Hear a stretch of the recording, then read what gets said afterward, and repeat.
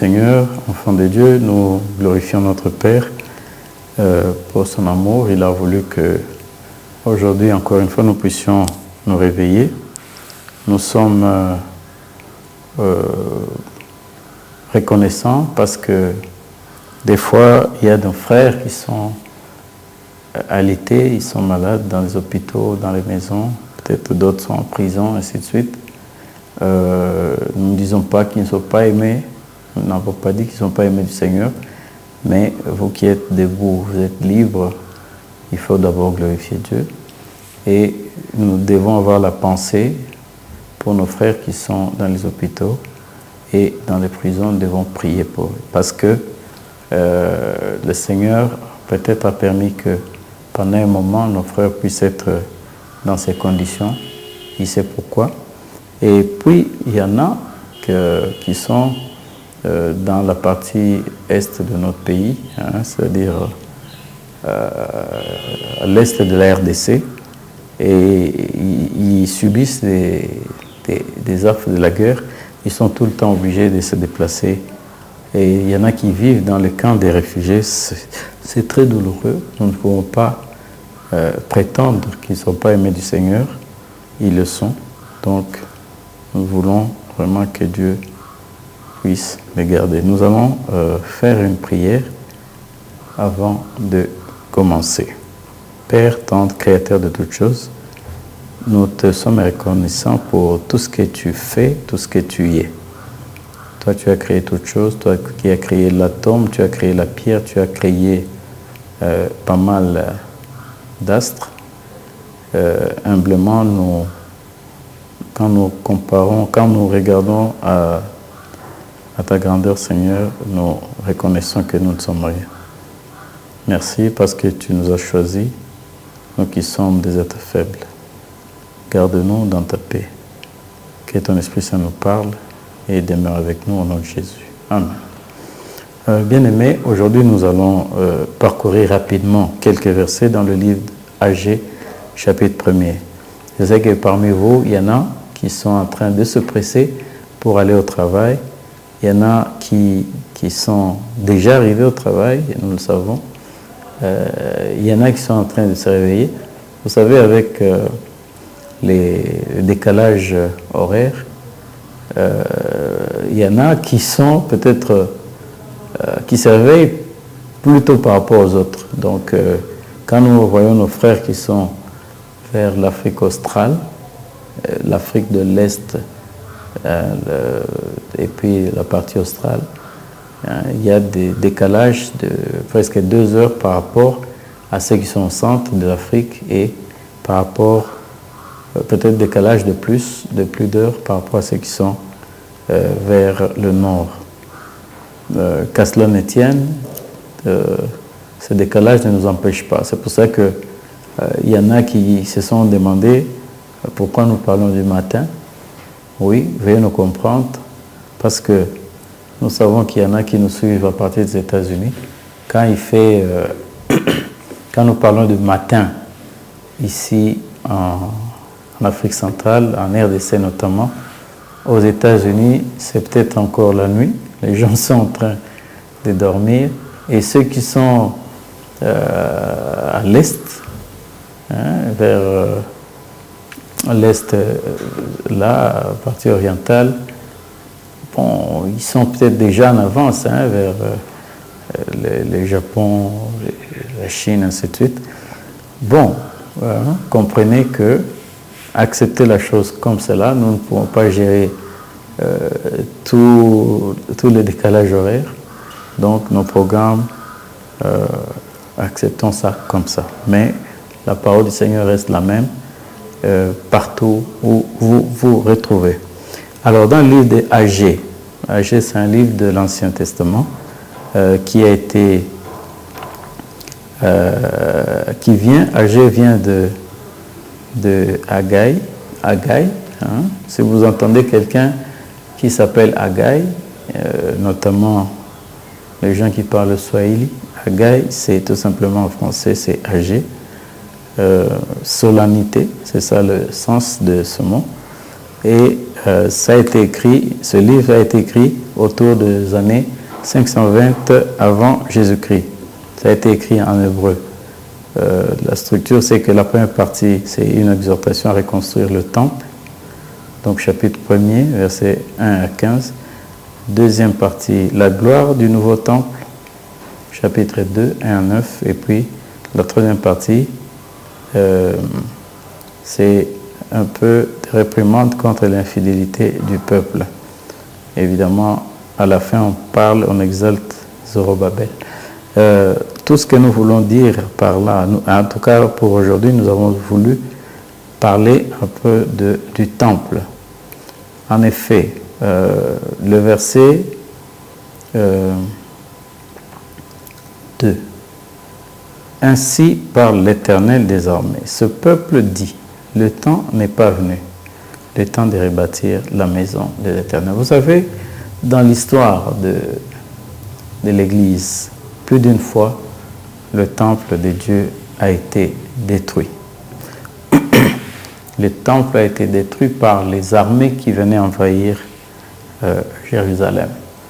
Alors, le Seigneur a tenu à ce que l'on puisse rebâtir Jérusalem. C'est ainsi qu'il va faire des remontrances, il va faire des reproches aux enfants d'Israël. Comme nous disons, il dit, ce peuple dit, le temps n'est pas venu, le temps de rebâtir la maison de l'Éternel. Mais la Bible dit au verset 3, c'est pourquoi la parole de l'Éternel leur fut adressée par Agé le prophète en ce mot.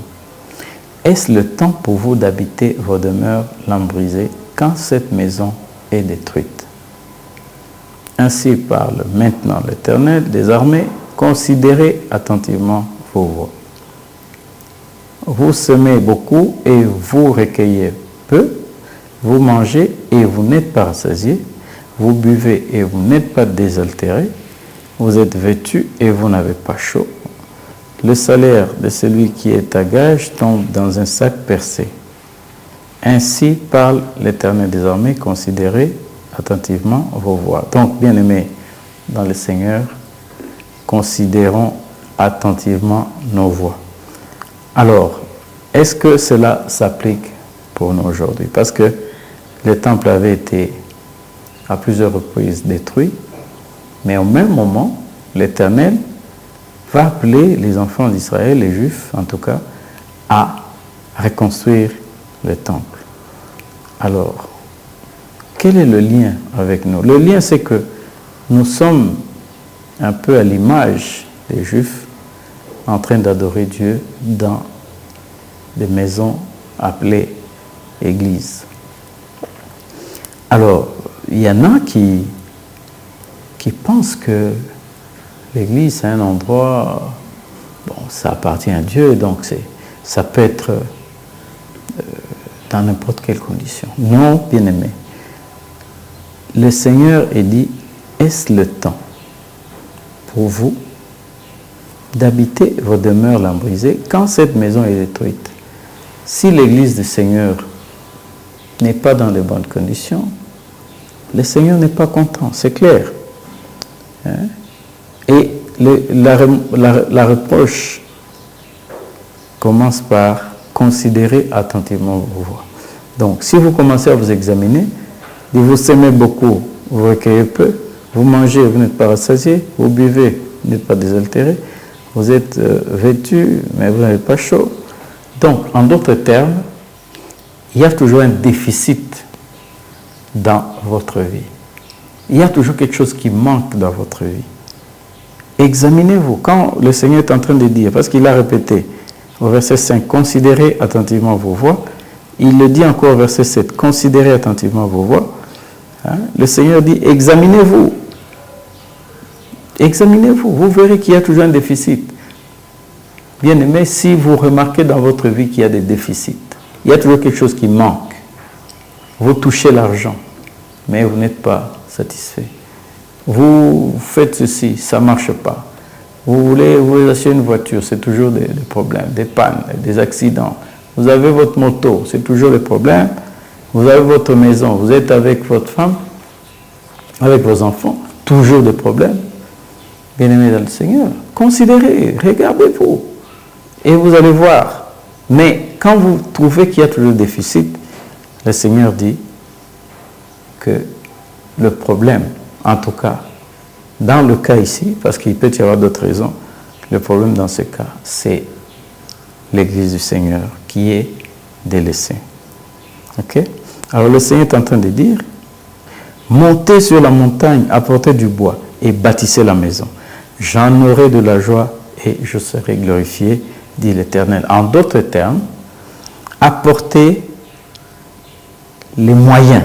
Quand on dit monter sur la montagne, apporter du bois, en fait, à cette époque-là, pour construire, on devait avoir du bois pour mettre des poutres, pour mettre les colonnes, ainsi de suite. Il dit, donc aujourd'hui, nous parlerons des moyens. Il faut amener les moyens pour construire. Montez sur la montagne, apportez du bois et bâtissez la maison. J'en aurai de la joie et je serai glorifié, dit l'Éternel. Vous savez, très souvent, quand on dit nous devons construire le temple de Dieu, il y en a qui font la sourde oreille. Il y en a qui estiment que ça ne les concerne pas. Non, bien-aimés, le Seigneur a dit des paroles choquantes. Il dit, vous comptiez sur beaucoup. Ça, c'est au verset 9. Vous comptiez sur beaucoup et voici, vous avez eu peu. Vous l'avez rentré chez vous, mais j'ai soufflé dessus. Pourquoi, dit l'Éternel? À cause de ma maison qui est détruite. Tandis que vous vous empressez, chacun fait sa maison. Quand on entre dans la maison de chacun de nous, mon frère, nous trouvons très bonne lumière, nous trouvons de l'eau courante, nous trouvons une bonne peinture, nous voyons comment c'est bien meublé, il y a pas mal de décorations, ainsi de suite. Mais quand on entre dans la maison de Dieu, c'est un minimum. Et quand bien même on fait des efforts, mais vous pensez que ça ne vous concerne pas. Non, bien-aimés, le Seigneur nous demande à ce que nous puissions considérer nos voies, que nous puissions amener les moyens pour que la maison du Seigneur puisse briller, pour que la maison du Seigneur puisse refléter la grandeur de notre Dieu. Il dit, j'en aurai la joie et je serai glorifié. Il y a des conséquences, parce qu'au verset 10, il dit, c'est pourquoi les cieux vous ont refusé la rosée et la terre a refusé ce produit. J'ai appelé la sécheresse sur le pays, sur les montagnes, sur le blé, sur le mou, sur l'huile, sur ce que la terre peut rapporter, sur les hommes et sur les bêtes et sur tout le travail des mains. Donc, bien aimés, le Seigneur est en train, franchement, de nous dire que beaucoup de malheurs nous viennent parce que nous ne faisons pas notre devoir. Vous savez, le Seigneur, s'il voudrait voir une maison s'élever, il n'a pas besoin d'effort. Quand il a créé par sa parole. Mais il voudrait que nous puissions ne pas être à l'aise quand la maison de Dieu est en manque. Le Seigneur, sa richesse, c'est nous tous. Donc, bien-aimés, moi-même qui vous parle, je suis concerné. Nous devons tous mettre la main à la pâte pour que la maison de Dieu ne puisse pas être en manque. Le Seigneur est en train de dire quelque part, je préférerais quand même regarder au niveau du chapitre 2.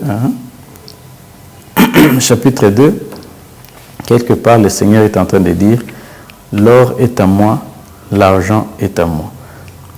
Je crois que c'est une façon de dire que si j'ai besoin de quelque chose, je ne vais pas m'en priver. C'est au verset 8, le chapitre 2, Agé chapitre 2, verset 8. L'argent est à moi et l'or est à moi, dit l'Éternel des armées. Ok? Donc, s'il a besoin, il ne peut pas se priver. Mais il nous associe à son œuvre. Bien-aimés, soyons conscients. D'autres fois, nous avons dit, nous sommes des intendants. C'est-à-dire, nous gérons les biens du Seigneur. Nous ne sommes pas nous-mêmes, nous ne sommes pas venus de nulle part. Nous sommes des intendants. C'est-à-dire, c'est bien à lui qu'il a mis entre nos mains. Nous devons en rendre compte.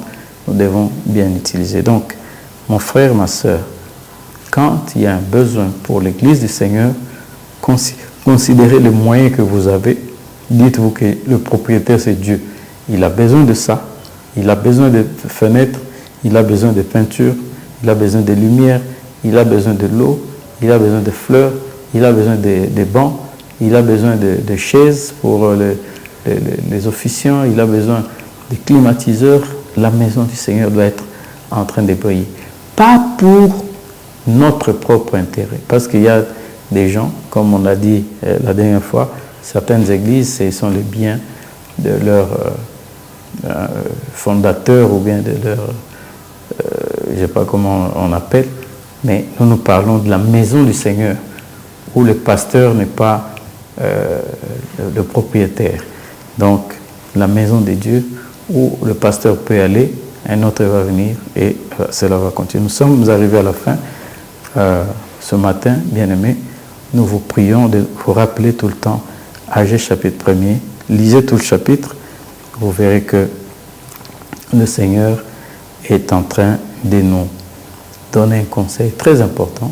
Si nous voulons voir des choses marcher, nous devons penser également à la maison du Seigneur. Que Dieu nous garde ce matin, qu'il nous bénisse et qu'il nous conduise au nom de Jésus. Amen. Nous allons faire la dernière prière afin de recommander la journée entre les mains de Dieu. Père tendre, créateur de toutes choses, maintenant que tu nous as donné ce grand conseil, nous remettons donc ton enfant entre tes mains pour que tu puisses le bénir, que tu le protèges, que tu le sécurises. Sécurise ses biens et donne-lui la bénédiction, qu'il sente que toi tu es avec lui. Qu'il se sente protégé, toute sa maison, toute sa famille. Et que cette parole puisse demeurer dans chacun de nous. Merci pour tout. Garde-nous dans ta paix au nom de Jésus. Amen. Bien-aimés, allez dans la paix du Seigneur. À cause des enseignants,